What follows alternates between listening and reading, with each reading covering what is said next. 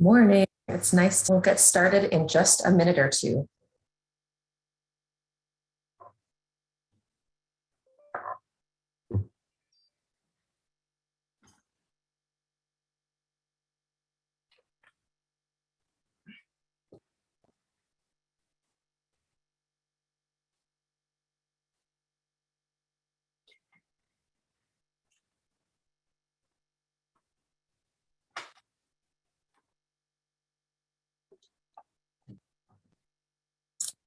Okay, I think we'll get started. So good morning, everybody. Welcome, happy Wednesday. And it's really good to see you here. We're here today at the Best Starts for Kids virtual open house for the Cultural Navigators for Early Support for Infants and Toddlers RFP. My name is Liz Espinosa Snow, and I am an early support for Infants and Toddlers co-lead within the Developmental Disabilities and Early Childhood Supports Division at King County. And I'll hand it off to my co-presenter, Chanel. Good morning, everyone. My name is Chanel Dotson Dance, and I am a Early Support for Infants and Toddlers coordinator, part of the Developmental Disabilities and Early Childhood Supports Division here at King County. Glad to see you all. So before we begin, we're going to start by getting to know Zoom. What's important to know is that Zoom has a toolbar at the bottom of the screen, which looks like this. Right? If folks are able to see it, let me know.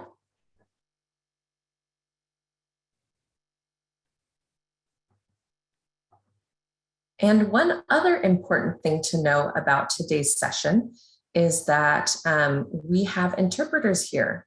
So if you take a look at the bottom of your screen, you'll need to select a spoken language, either English or Spanish.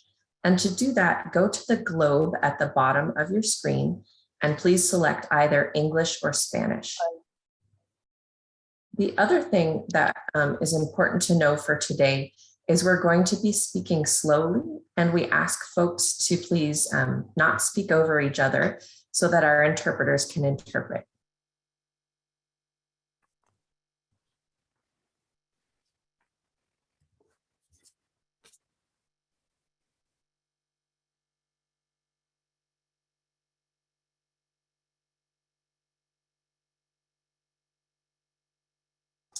So this toolbar lets you do a lot of different things. This button lets you mute and unmute. If it's clear, that means we can hear you. And if there's a red bar, it means we cannot hear you.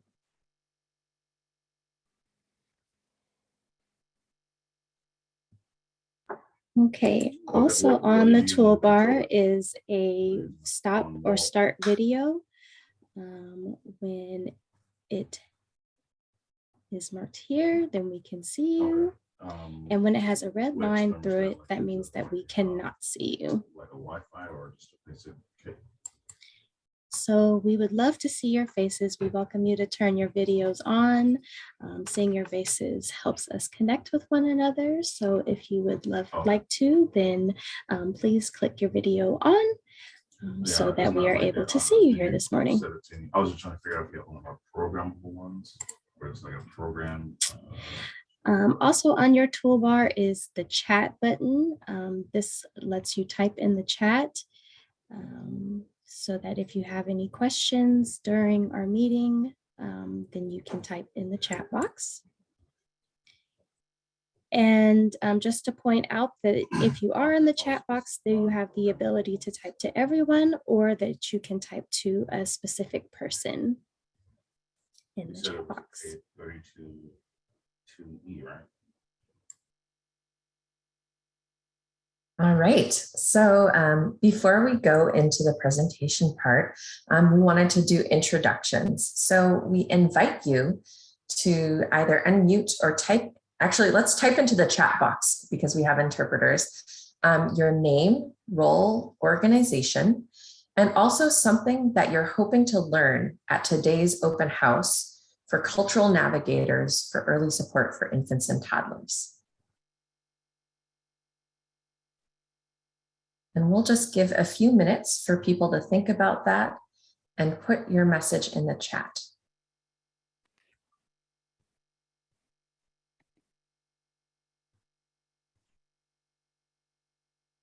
And if unmuting, I realize for accessibility, if unmuting yourself and speaking is easier, please feel free to do that as well.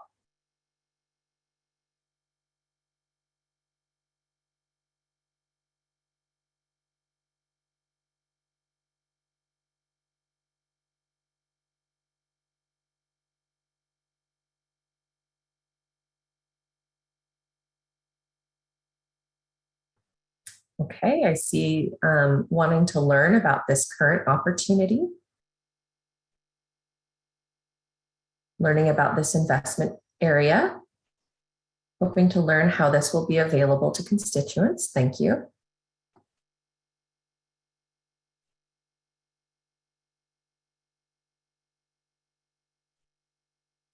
Want to find funding to continue our Early Learning Latinx program.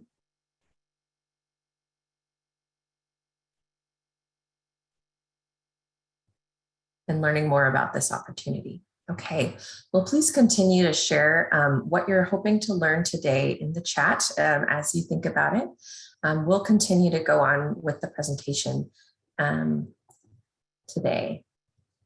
And we wanted to share that you can add your questions to the chat box as we're talking, as Chanel and I are talking. And then towards the end, we will open up the phone line for questions. So our agenda today is we are planning to do an overview of best starts for kids, an overview of early support for infants and toddlers, and our hopes for the early support for infants and toddlers cultural navigators. Then at the end of our time together will be a time for questions as well as conversation. And thank you for everybody who's sharing what you're hoping to learn. So what we're going to do is an overview of best starts for kids. So the vision for best starts for kids is having happy, healthy, safe, and thriving children and families. We really want to see babies born healthy, kids thrive, and young people grow up to be happy, healthy, successful adults. And our mission is for best starts for kids to strengthen families and communities so that babies are born healthy, children thrive, and establish a strong foundation for life, and young people grow into happy, healthy adults.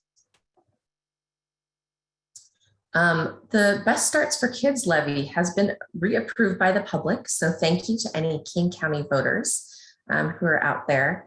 And these are all of the different investment areas for the 2.0 part of the levy, the second part of the levy.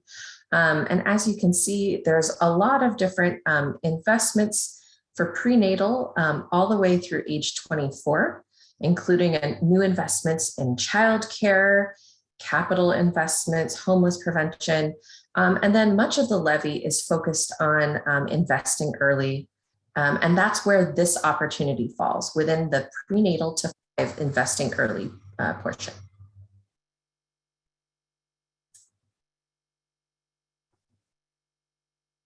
So I'm going to shift over to an overview of the Early Support for Infants and Toddlers program.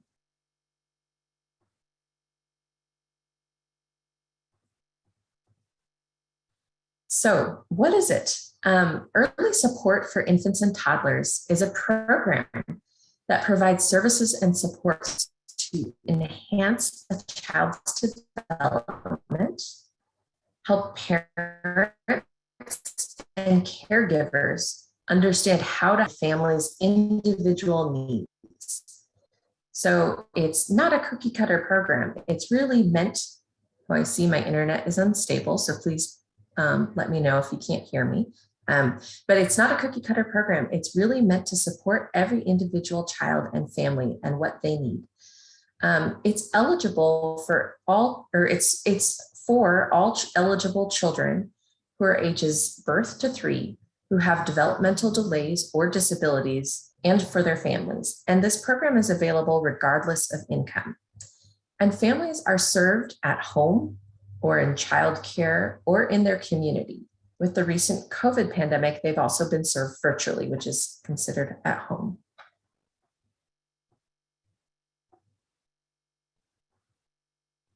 Who works with Esit families?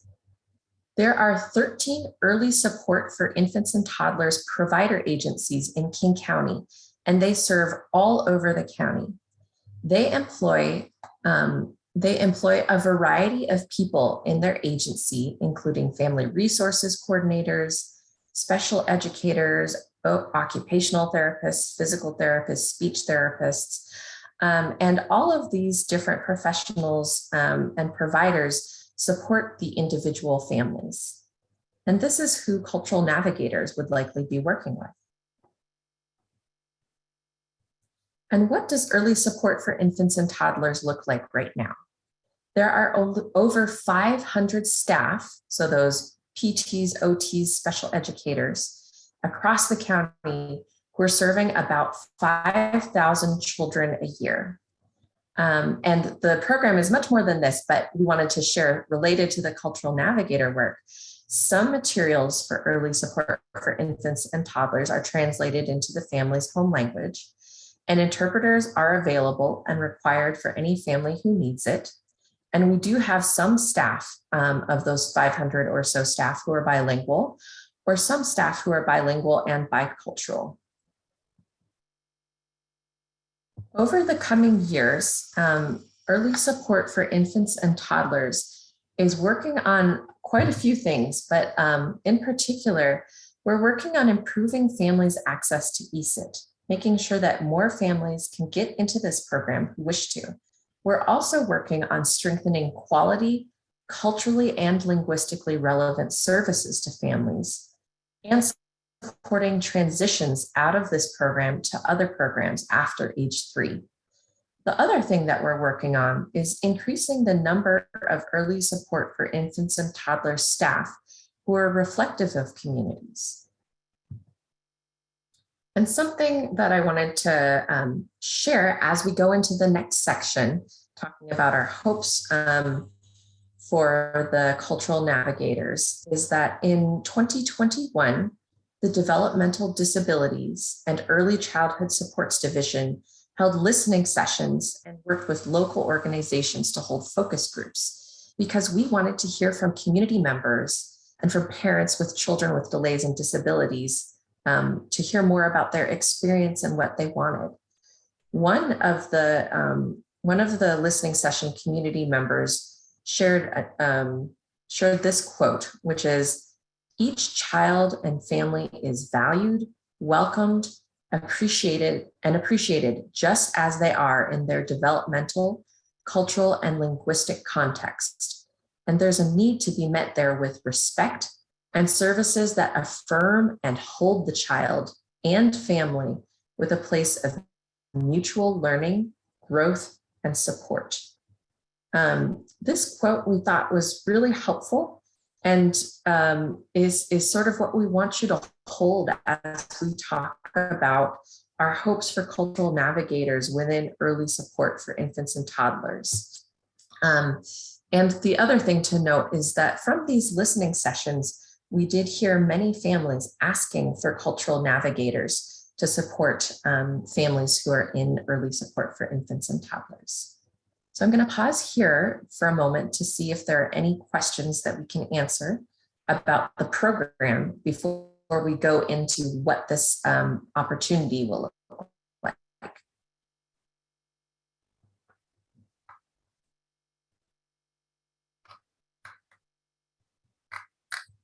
Okay, it looks like there are no questions, but please feel free to share in the chat if you do.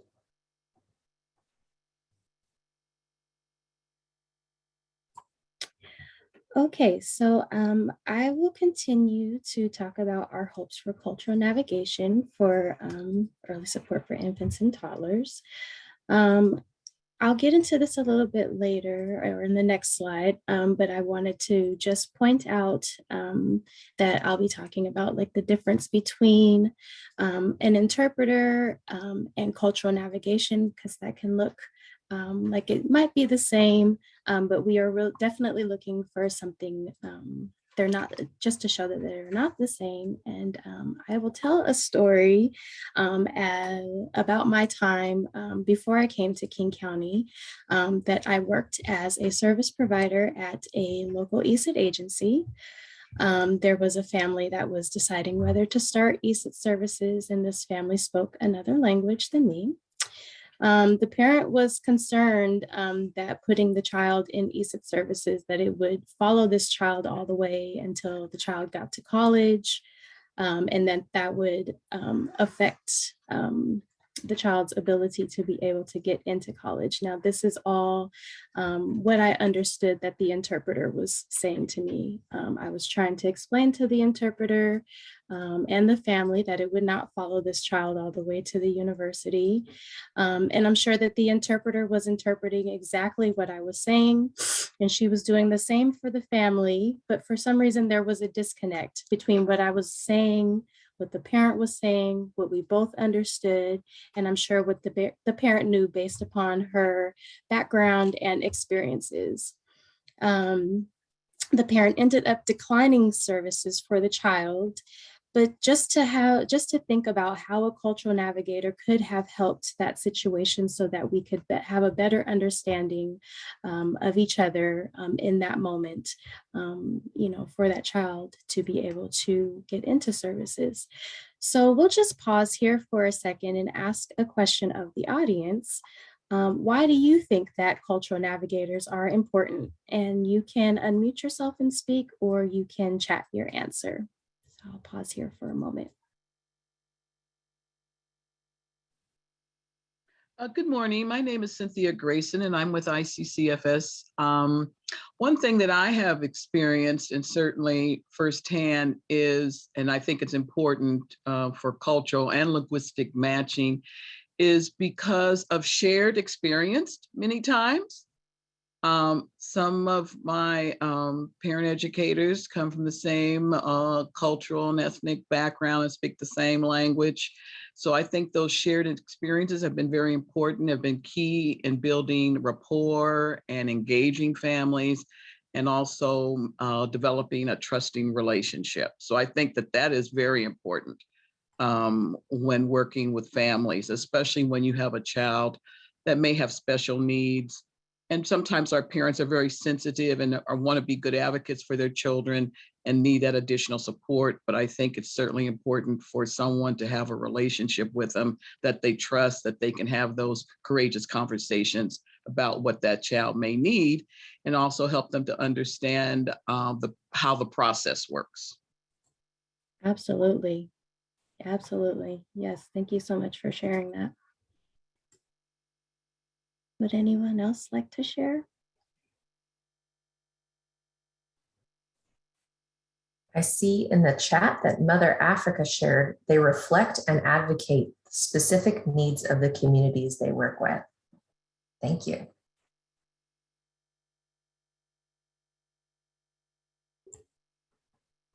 Definitely. And these are some of the hopes that we have for these cultural navigators, is that they will do exactly what you mentioned when you spoke in the chat. So thank you so much for sharing that. Oh, and we have one more in the chat.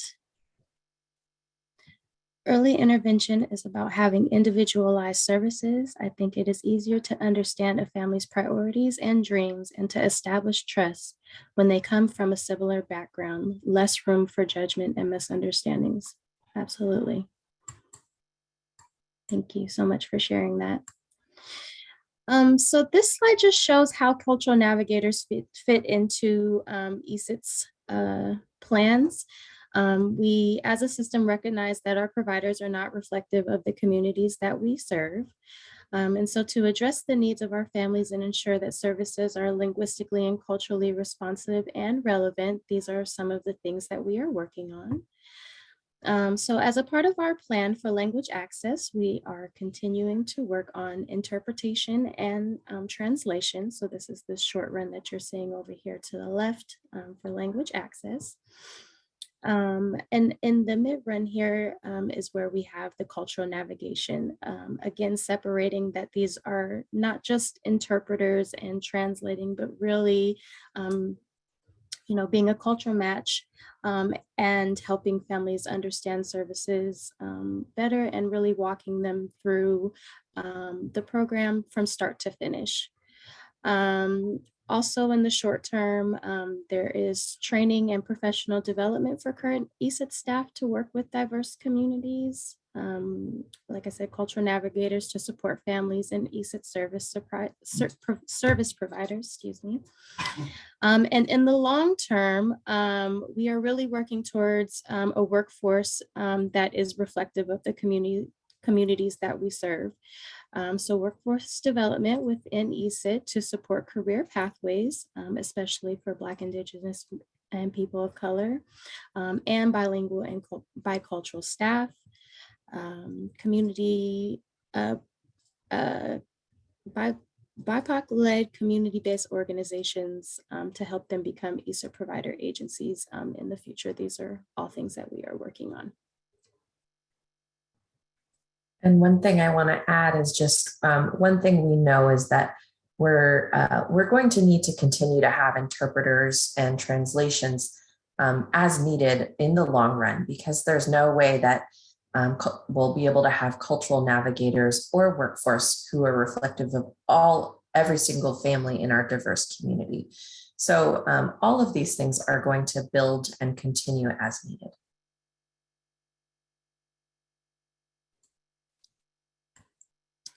So this is about who should apply. Thinking about the quote we read earlier about each family and child is valued, welcomed, appreciated just as they are in their developmental, cultural, and linguistic context, helped us think about who should apply for this.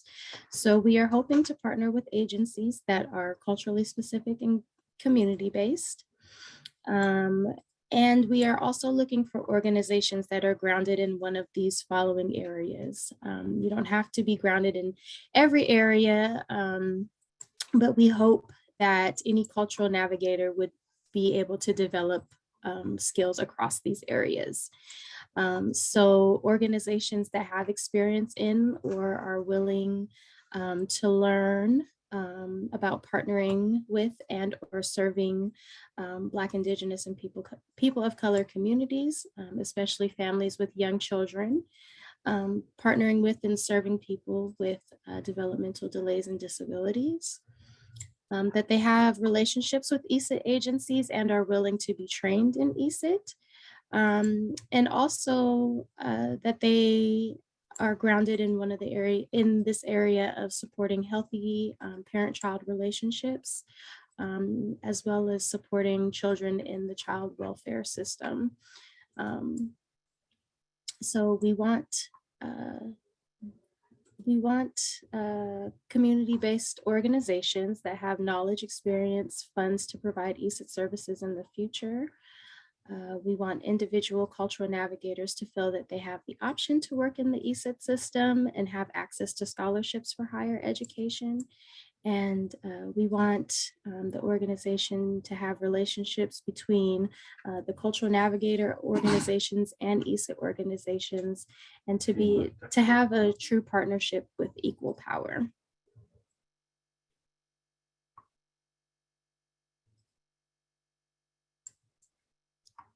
Okay, so this is about what cultural navigators might do.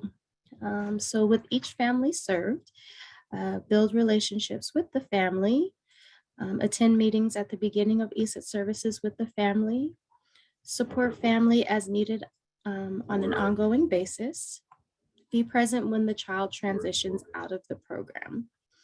And they would also be helpful in strengthening Esit for all families by building knowledge of early support for infants and toddlers, build relationships with providers, share with providers and provider agencies how they can better support individual families, and make recommendations to provider agencies and the Esit system. So that was.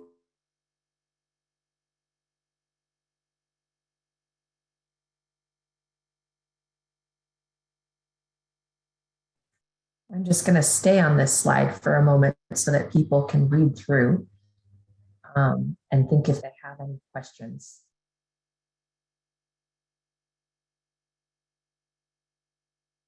Or if they can see themselves doing some of this work.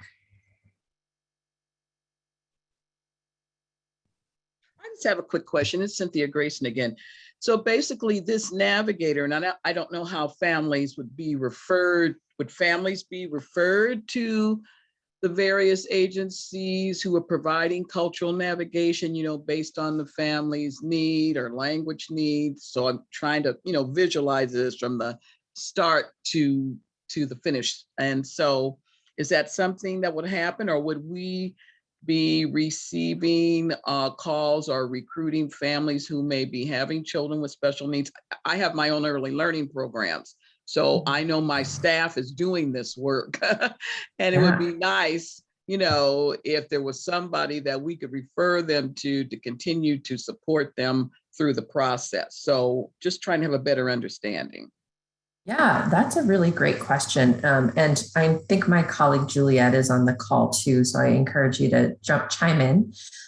We, I think, do have a lot of grantees within Best Starts for Kids who are doing some of the work of recruiting. And by recruiting, I mean doing some developmental screening and finding kids who might be eligible for early support for infants and toddlers, or another program to help support them if they have a developmental delay or disability.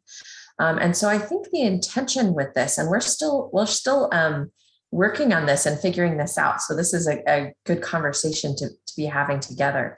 But I think the intention of this cultural navigator is the idea that once a family has said, okay, I'm interested in, I have a concern about my child and I want to work with Esit, I want to work with early support for infants and toddlers, what happens then? And the reason for that is we find that sometimes families feel overwhelmed when they get into the Esit stores. We've heard from feedback from those listening sessions and from providers, early support for infants and toddlers providers, that sometimes families say, oh my gosh, this is a lot of paperwork. Or they say, oh, I'm not totally sure about doing this program. I'm not sure if it's right for me. So we're looking for, we think we're looking for cultural navigators who can support families once they are sort of interested in starting with Esit and building those relationships with the family, starting those initial meetings and helping them through the process of entering the early support for infants and toddlers program, supporting them as they are continuing through that program, which goes to age 3. So depending on when the child enters, it could be at birth, it could be when they're 1.5, supporting them throughout that time, and then also helping when they transition out. So I think it would be different than some of the other work that is happening. Did I answer your question, Cynthia? Yes, you did. Now, in this phase of transitioning out, which is a very important phase, because let's say that child continues to need, has special needs and now may need to enter the school district. So are the navigators going to be helping parents make that transition to the next level should their children need to now be receiving their services through their local school district? Yeah, that's a great question. So that's actually work that the family resources coordinators and early support for infants and toddlers providers do on the regular as part of their work.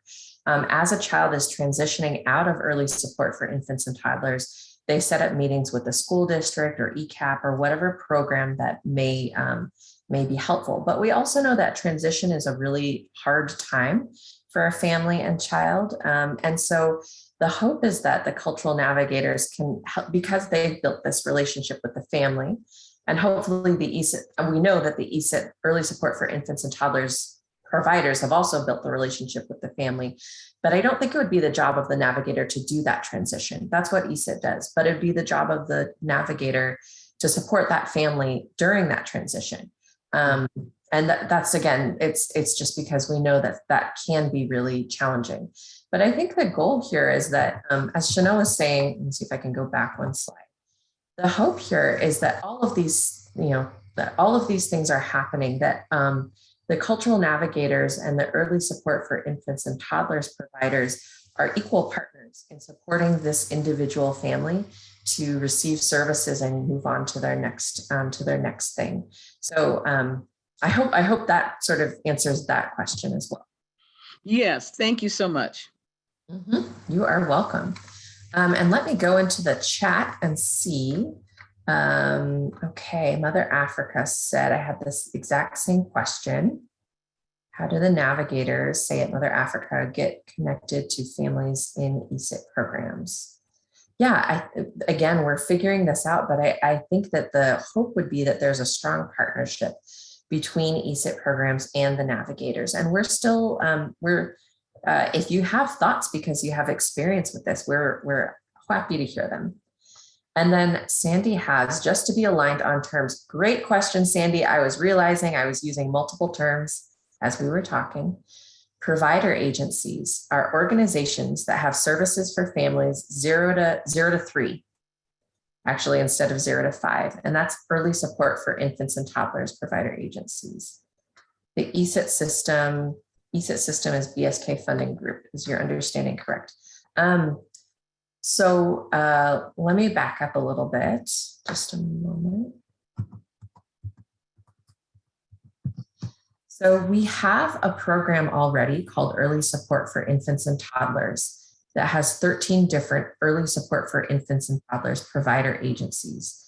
They serve children aged 0 to 3 who have developmental delays and disabilities. And what we're hoping to do is find cultural navigators who can partner with these agencies and with these families to support the families who are already being served in the program. So let me know, Sandy, if that answered your question. I'm going to scroll down and take a look at more. How will roles be clarified between the Family Resource Coordinator and Navigator? For example, what will each primarily do? That's a great question, Fatima, that we have clarified roles for what family resources navigators do. And I think that we would build as part of this, what exactly the navigator would do. Just knowing that we already have what a role of an FRC will do and figuring that out together. So that is, that's a really good question and something that we'll be clarifying. Sandy says shared accountability. That is great. Yes, shared accountability is exactly what we're hoping for. Because we are all here to support that family and that child. Rayada says, are you looking for an organization to oversee this process? Or are you looking for cultural navigators, like one navigator? I'm going to, at this point, go to the next slide because I think that will answer some of these questions. So some additional information about this funding opportunity is we have up to $1.2 million to spend over the next 3 or so years. We're anticipating 1 or more contracts. So that may just be one, that may be multiple contracts. It depends on who applies to the opportunity. And we have a plan to release on August 8th, 2022. You may notice in the Best Starts for Kids list of all of the funding opportunities that it's listed a little bit later, but we are moving it up. So this is our intended release date. And I'll just stop share of the presentation so that we can answer more questions and we can all see each other. So Rayetta, are we looking for an organization to oversee this process? I think we are not looking for an organization to oversee this process. I think we're looking for organizations who can provide cultural navigators. That's a great question. Okay, so now we're open for other questions, comments. We want to have a conversation with you and everybody who's on the screen. My name is Faduma or Fatima, depending on the day.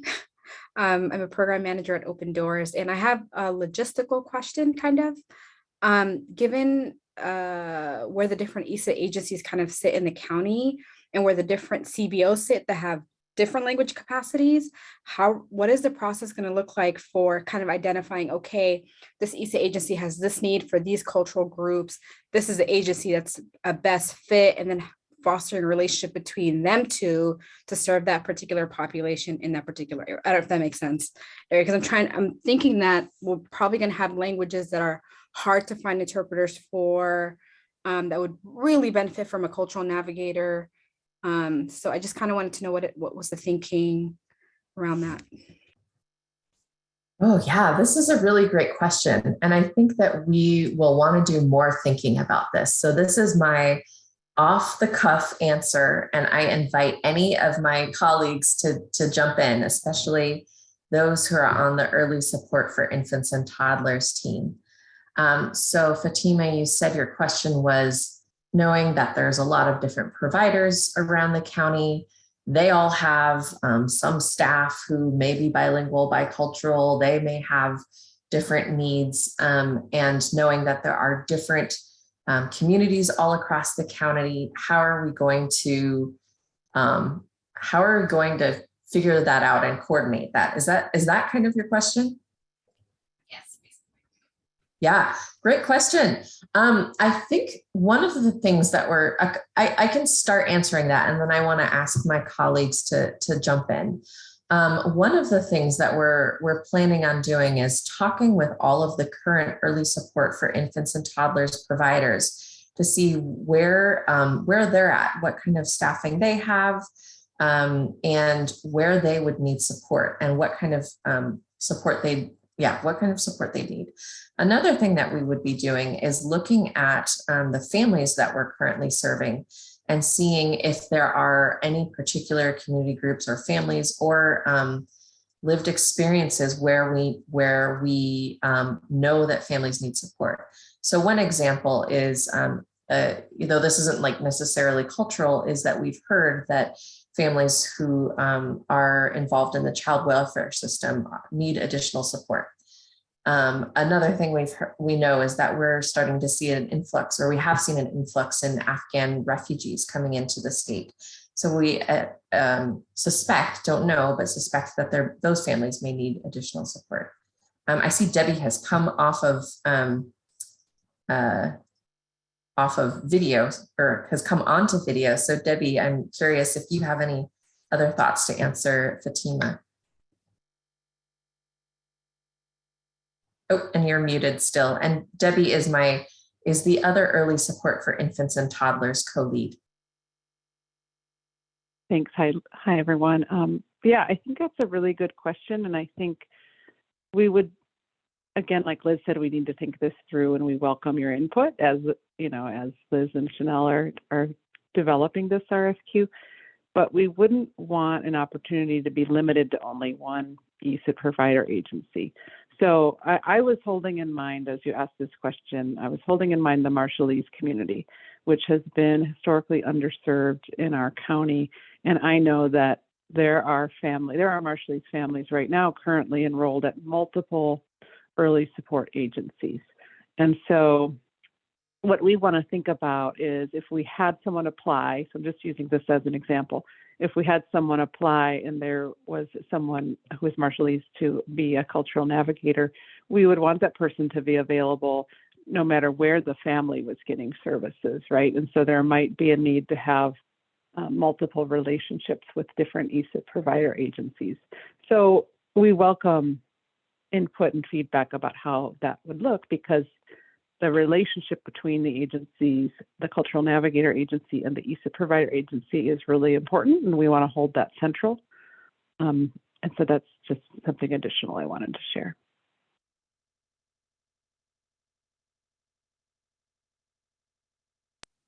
So I just want to clarify. So it sounds like the bulk of the referrals may be coming, and that's why this partnership is very important between the Cultural Navigator and the Early Learning Interventionist Program Provider Agency. because they may be saying, for instance, I'm working with a Somali family and they're struggling or need additional support. So they may say, I will call on a cultural navigator program to have someone intervene and support this person. So is that, now, am I clear about that? I just want to be sure. I think at this point, that's something that I think that's sort of along the lines of what we're thinking. But as Debbie said, we know that all of you are working in the field, and so want to hear from you as well. This, fortunately, this is an open house opportunity, and you're some of the folks that we want to hear from also.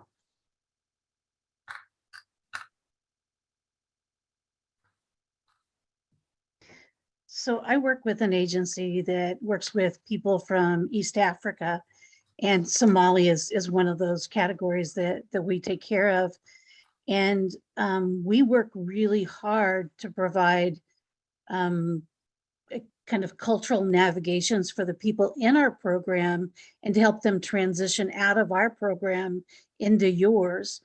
It almost seems like there might be value in paying agencies to provide those specialists, specialty care in the Esit setting. We've, again, we already have the connection. They probably will come back to us or to a similar organization when they leave. And with the variety of specialists you need, it's really hard to imagine one agency taking care of everyone. Agree. Oops. I am not on mute. Am I on mute? Can you hear me? Okay, sorry, my computer was slow. Yeah, I agree. I think the intention, so I know our slide said one or more, but I don't think that our intention is to have just one agency be able to provide everything, because we agree that not one agency is going to be able to do, probably, we don't know, will be able to provide all things for all people. But yeah, not sure. Thank you. Okay, and I want to get to the questions in the chat. So I see Kelly asks, will BSK consider funding existing partnerships between Esit providers and cultural navigation agencies? I would say if there is an existing partnership and the agency, so we want to be focusing on, or we want to prioritize the cultural focus. If there is an existing partnership, I think that existing partnership could apply to this opportunity. And then Rachel's question, my question is similar to Kelly's regarding existing programs. Will this opportunity be available to organizations or projects receiving funding from other BSK program areas or initiatives? Yes, I think it will be available to receive funding if they are already receiving other BSK funds. And then Kelly says, also, the funding is 1.2 million over 3 years across the county, correct? So 400,000 for the whole initiative per year spread across all of the Esit agencies in King County. That's a great question. So I think one of the things we've been talking about in our team, and we still are working on deciding is, and we're going to be asking, a variety of interested parties. Where is the focus here? Should this be a county-wide resource? Should this be focused on specific communities? Should it? So that is a really good question that we on the team are still asking ourselves. Fortunately, we have several months to be writing this RFP, but you are correct, Kelly, that it is roughly that amount for the whole initiative per year. And I see, let's see, Wendy is just sharing with me privately, but wanted to share her thoughts that, and Wendy is our team lead within King County. an emphasis on equitable, culturally relevant services, potentially countywide in 2 ways, serving specific families and improving Esit programs or services. Yeah, thank you for sharing these questions. And we are documenting the questions that are in the chat, and this whole session is being recorded. So please do actually share your questions, any that you have at all, because we're taking all of these questions and they're helping our team think about this RFQ, and you know, all of the questions that have been asked are really, really good.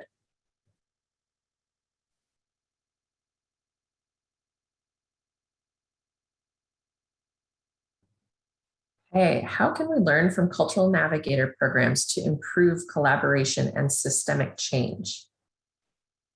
Ooh, can you say more about that, Helen?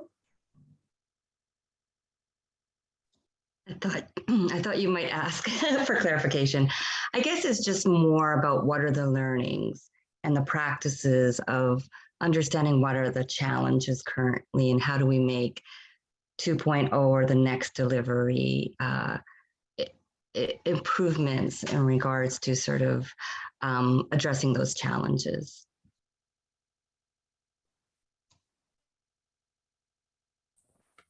Hi, y'all. This is Tiffany Williams. I know y'all can't see me, but just so for anybody who doesn't know me, I actually sit with Help Me Grow, which is, I think, a little bit more broad, or a lot more broad really than the Esit programming, where Elizabeth and Chanel sit. And Helen, I know that you sit in the, well, I should say CISC sits as part of the Help Me Grow partnership. And I actually think that there is a relationship here with the question that you're asking now about how to work on navigation challenges and improve the system overall. I think that the one nuance that I see is that Esit is so specific, whereas with the Help Me Grow partnership, we do really cover a breadth of issues there. But I could definitely see there being a relationship where maybe this might be something that we, meaning, you know, the Esit folks and I and other partners in Best Starts, needs to do a little bit more collaborating on to figure out how we broach some of these topics within the partnership. But I could definitely see us having these kinds of conversations there.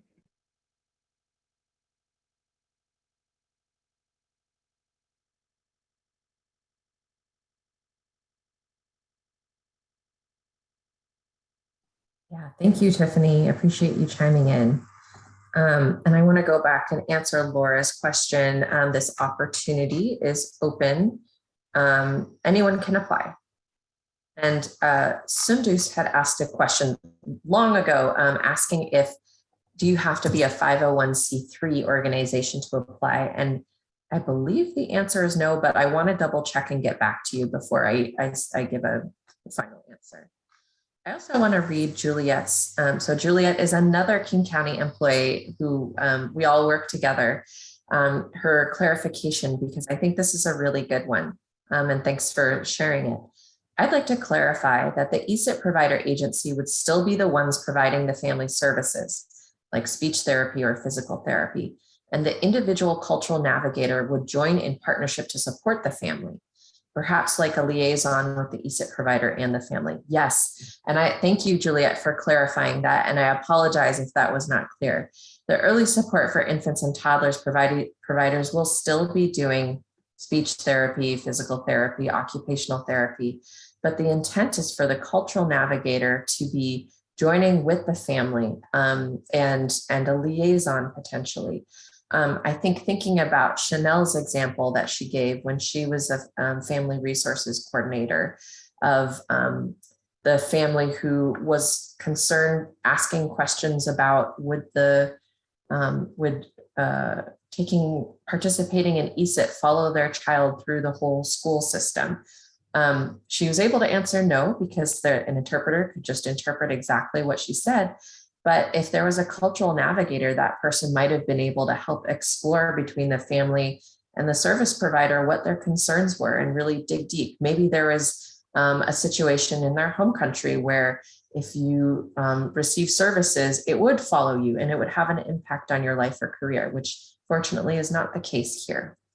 But yes, thanks for that clarification.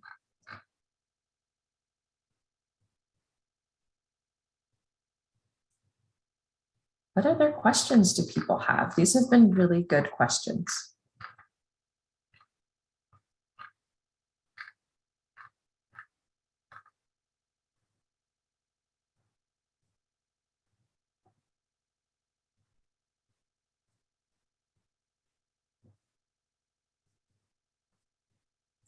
What are things that you think as we're, well, I hope I can ask this. What are things that you think we can take into consideration as we are building out this RFQ? I know so many of you are in early learning or you work directly with families right now.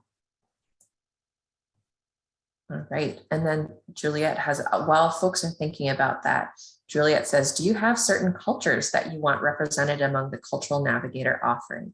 That's a really good question. I think some of the things we're going to be doing between in the next few months is we're going to be analyzing the data that we have in Esit to see which children have the most need for cultural navigation, and also taking a look at the feedback that we've gotten from communities. So I can't say at this point if there are specific cultures that we want represented because we haven't been able to look at that data, at those data. And also the data is a little wonky because of COVID.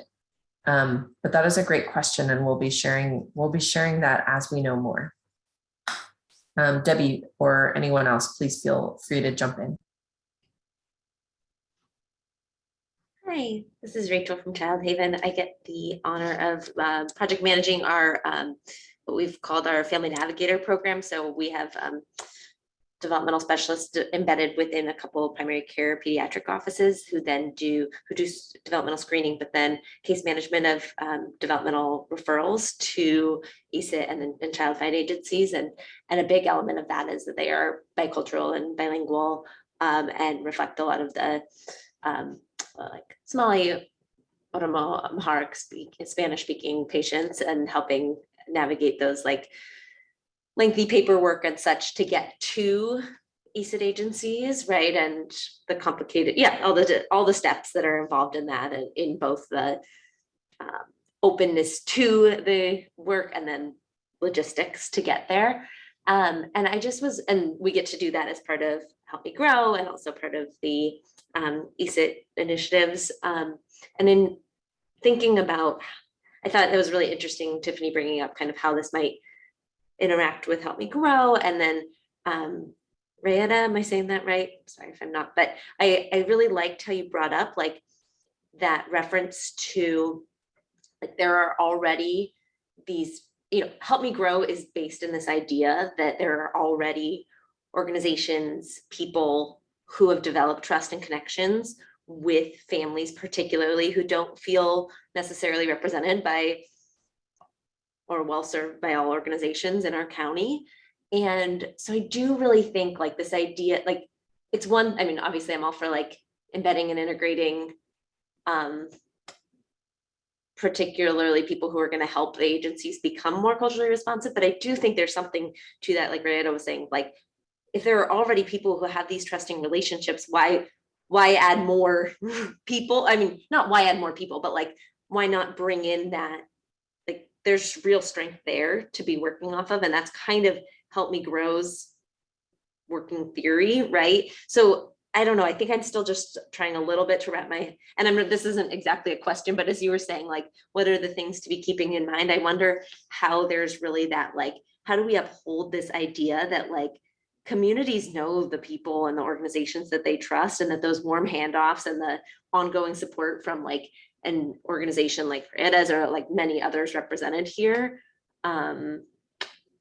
probably would go further and faster, right? Than like, I'm saying this as like working for an Esit agency, Child Haven has its own Esit team, like then Child Haven just saying, hey, look, now we have a, martially speaking, cultural navigator who's ready to support you, right? So I don't know, I just think it's interesting to think about how we could even build out more like those connections. Yeah, I see this deeper tie than we had been thinking about originally, sort of this, well, like Help Me Grow is talking about, as Help Me Grow is like this bigger connection. So Rita, thank you for bringing that up again. And Rachel, thanks for sharing more. I think there's still things that we need to talk about, as Tiffany said, internally. And I agree. Okay, and I'm going to look at the chat. We've just got a few more minutes. Fatima, thank you. Capacity building for orgs is really important. Great point. Juliet says, consider those who have not gotten services and not represented in Esit data. Brilliant, thank you. And then Aisha says, how can Help Me Grow providers incorporate this opportunity to our work? We're going to train our own cultural navigators and use them when we refer families to Esit, or are we providing cultural navigators to Esit providers, whether we refer families or not, so they can be available for all Esit programs throughout King County? Great question. Help Me Grow providers have been doing this work. Wonderful.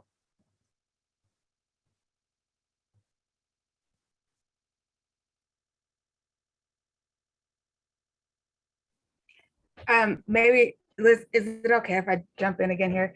I think that's a question that we hadn't necessarily talked about. And so I see it as an opportunity area. I think what I would say here, and Liz and Janelle, I'm sorry, I might be putting y'all on the spot a little bit, but I think that this is a question that, maybe we do need to talk about more to figure out what the relationship would be. And then too, because I know there are a few Help Me Grow partners on this call.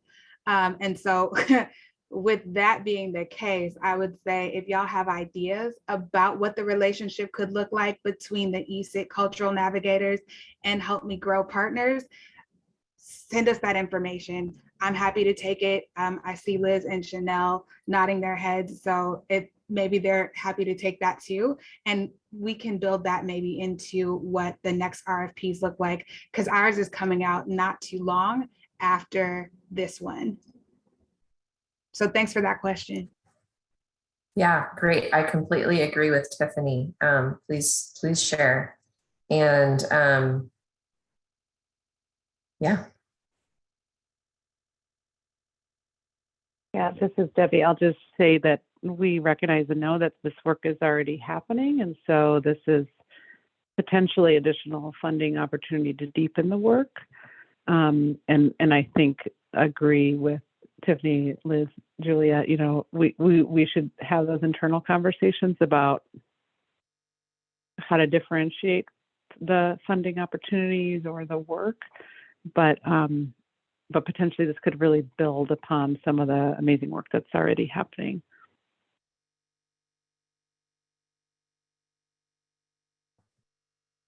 Okay, well, thank you everyone so much for attending this open house session for the Cultural Navigators for Early Support for Infants and Toddlers.